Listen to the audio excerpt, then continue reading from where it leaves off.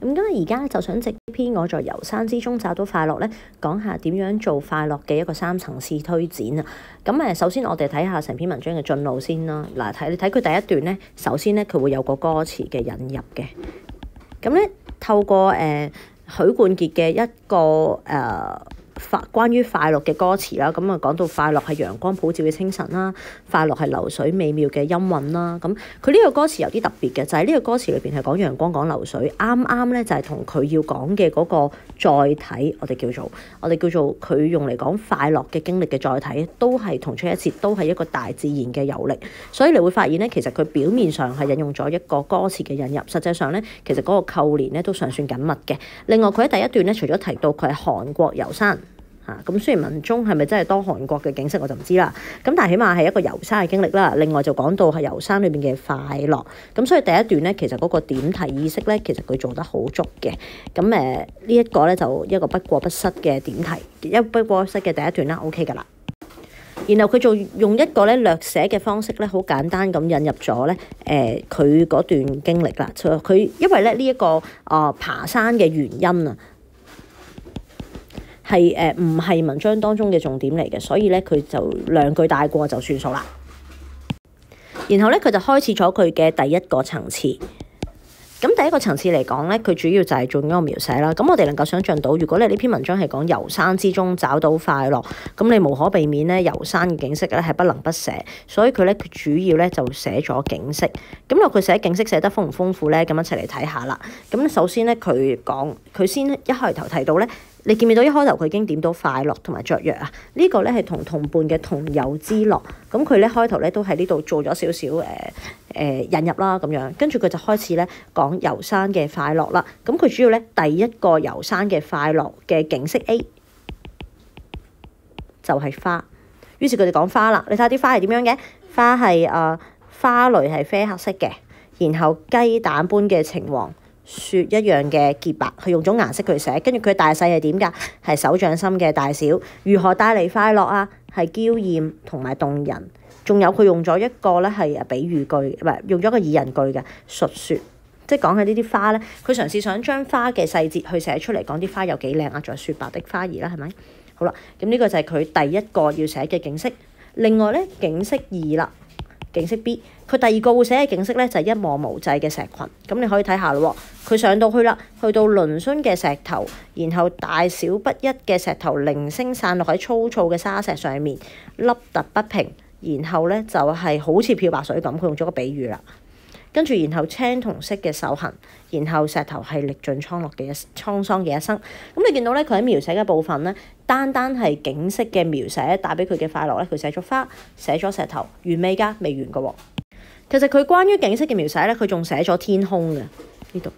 景色嘅3，景色嘅 C 啦，我哋叫做 C 景就係天空啦。咁於是天空係點㗎？係如土白，耀眼嘅火球。有無數嘅金光，然後有玫瑰似嘅粉紅色。你見唔見到佢用顏色用得好多，亦都好多樣嘅。於是佢就去睇嗰個畫面，佢俾咗個形容詞壯麗嘅。然後咧係太陽嘅挪動，跟住然後咧就拎起影相機，然後落印呢啲景色，然後係明媚、生氣勃勃同埋和煦嘅。咁喺呢度見到咧，其實佢景色嘅描繪咧，大體上去到呢度啦。咁去到呢度咧，我哋叫層次1。層次1係乜嘢咧？就係客觀景色嘅描寫。佢透過美麗嘅景色，嘗試話俾你知佢嘅快樂係源自對景色嘅欣賞。呢個係層次1。嗱，跟住咧，佢去到文章嘅快樂嘅第2層次啦，就係心情嘅抒解。於是咧，係一個我哋叫精神層次嘅快樂啦。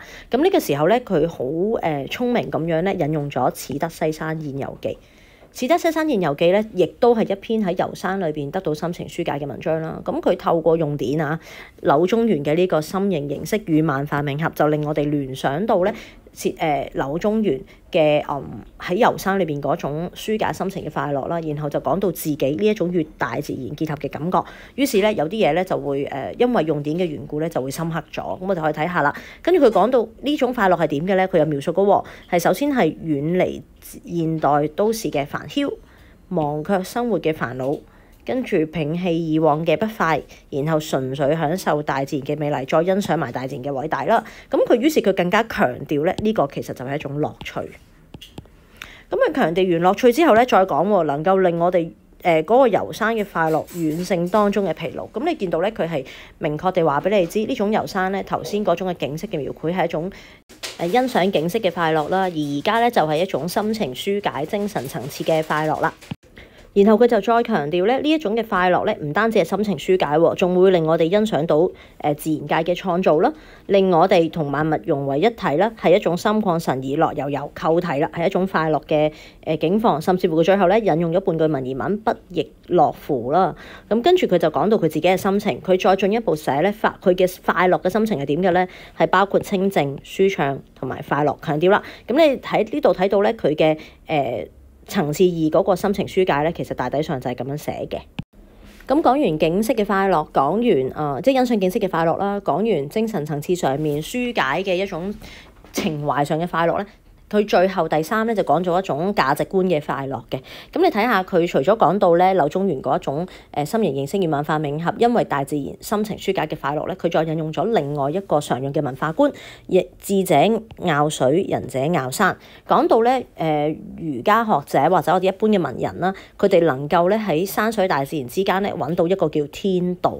揾到天道之後咧，佢哋嘅品格就會受到潛移默化，然後咧佢就開始解釋啦，解釋山同埋水嘅即係嗰個高山嘅特質啦。高山特質係點㗎？係穩定，然後轟立不變，俾人可靠嘅支持。咁佢嘗試解咗山個穩定啦，然後於是佢就講自己咯，自己係點㗎？我嘗試感受山嘅特質，點樣承托落花與岩石。嗱，呢個落花與岩石亦都係頭先佢第一段講到咧景物描寫嘅落花與岩石，你見到佢有呼應嘅。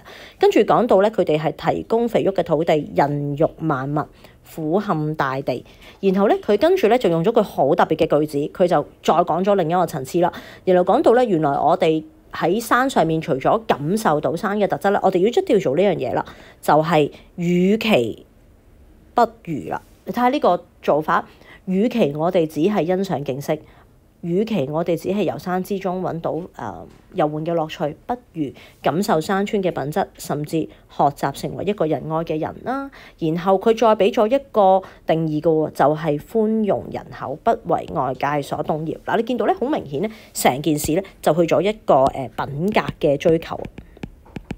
咁而呢個品格嘅追求咧，嗰個層次咧就遠遠超出頭先一個純粹係欣賞景色又或者咧，我哋叫做心情嘅一個轉變啊。佢唔係淨係講心情，唔係淨係同你講景色嘅欣賞，而係講緊一種品格嘅追求。咁於是咧，佢最後就講到自己發現咗啲乜啦。咁佢發現咗啲咩啊？發現咗不逆於物，不傷於物。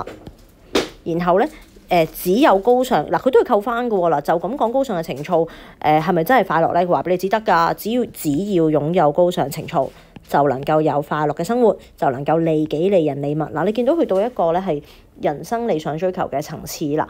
咁於是佢哋講到理想咯，然後培養咯，咁所以佢就話快樂咯，係嘛？非常之清楚。最尾咧，我好中意佢呢一句説話，好想大家背咗佢㗎啦，就係仁者樂山，我亦樂山啊！既然仁者中意山，我都中意山，咁即係話咧，我會學效仁者去追求高尚情操啦。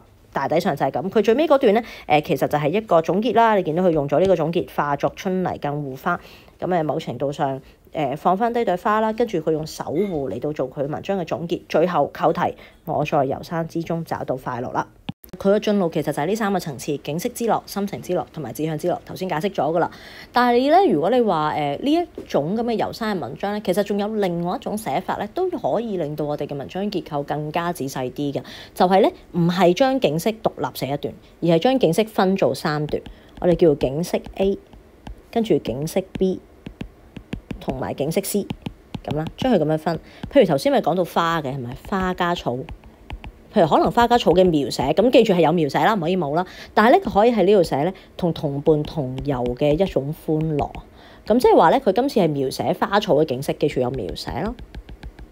咁就描寫花草嘅景色之後咧，跟住然後就講佢哋同啲同伴一齊去欣賞花草景色嗰一種嘅歡樂。然後咧，跟住寫完之後咧，第二段嘅新段咧就講景色 B。咁呢個位梗係要抒情啦，係咪？寫翻低先。好啦，第二個位都係有描寫嘅，但係今次描寫咧講石頭啊，不如我哋想象下，因為佢想講心情嘅抒解啊嘛。咁然後咧，佢可以第二個層次先去描寫石頭，然後透過描寫石頭咧，於是就引入去柳宗元嘅文章啦。跟住柳紋，跟住然後咧就可以再加不變嘅石頭，點樣做到心情嘅疏解啊？咁於是佢就用石頭啊等等咧，然後講到舒壓嘅問題，記住呢個位都係要有抒情啦。跟住咧，然後佢文章跟住佢去到第三個景色嘅層次咧，間翻開先清楚啲。咁咧第三個景色嘅層次咧，其實就係我覺得可以寫天空，即係寫在山上望到天空嘅景色，跟住就講到咧文人嘅志向，然後咧就講到自己對志向嗰種嘅渴慕追尋嘅嗰種嘅愉悅之情。咁呢個都係一個，呢個就去到述志嘅部分啦。嗱，如果用呢個方式咧，景色嘅描寫咧係插入咗3個層次裏邊，然後每個層次都有一個唔同嘅抒情嘅定向咧，可能咁樣寫咧，佢嘅文章層次就會更加穩妥同埋平衡啦。